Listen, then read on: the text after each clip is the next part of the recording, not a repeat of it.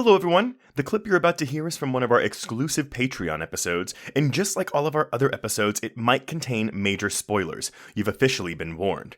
If you'd like to hear the episode in full, just head on over to our Patreon page at patreon.com/horrorqueers and subscribe today to get hundreds of hours of exclusive Patreon content, all for just $15 or less. That's patreon.com/horrorqueers.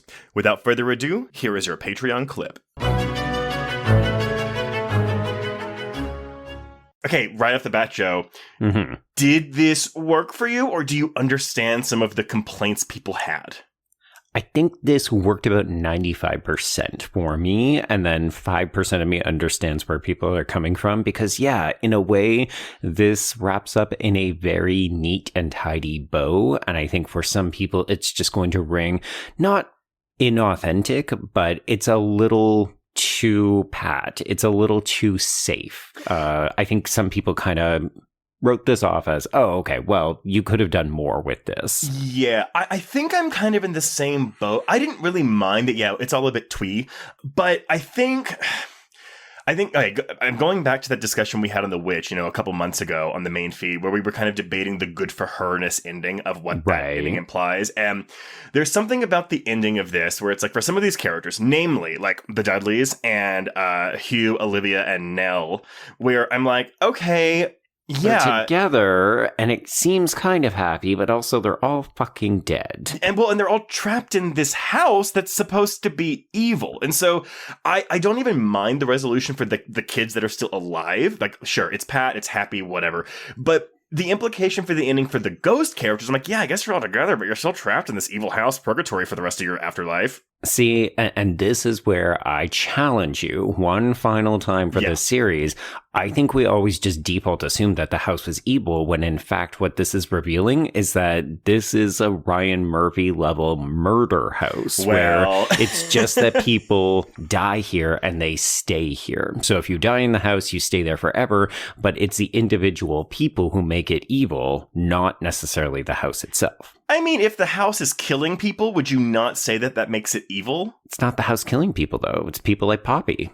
Yeah. People like William. I love that we're still having this debate, because I'm sitting here like, no, I think, but that's actually Poppy doing. I don't know.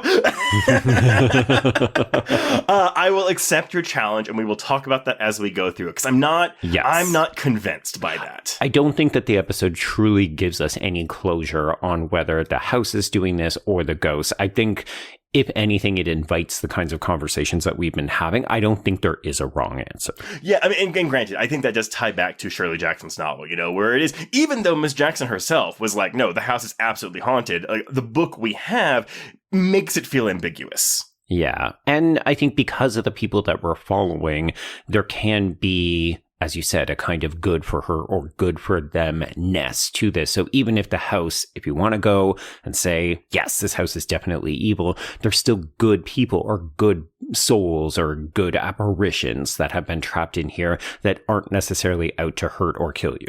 Well, and maybe that's the thing, so maybe it's meant to be bittersweet, where it's like, yeah, you're trapped in this purgatory hell house forever, but you are with your loved ones. But then, again, I know we have different beliefs about the afterlife and things like that, but like, it's a thing where, okay, cool. So we see Clara Dudley, go die in the house so she can be with her dead children for the rest of her lives.